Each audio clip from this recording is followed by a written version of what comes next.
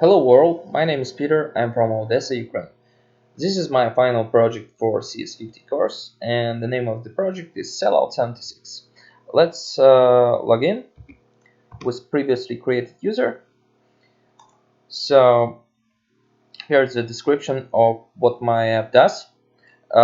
It's related to Fallout 76 game, which has a lot of weapons to store, and users usually trade them through Reddit subreddit form like this. Yeah, so as you can see, it's not pretty at all, because they have to write down something like this and ask for what they want. But if they will use my app, they will be able to achieve those goals much easier, because they will be able to add weapon,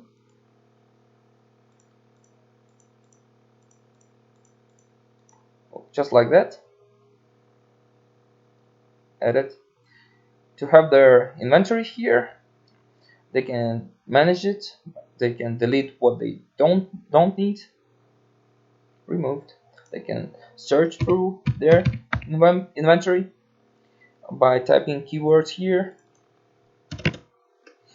and they can search for the weapon they actually are looking for through other users' inventories.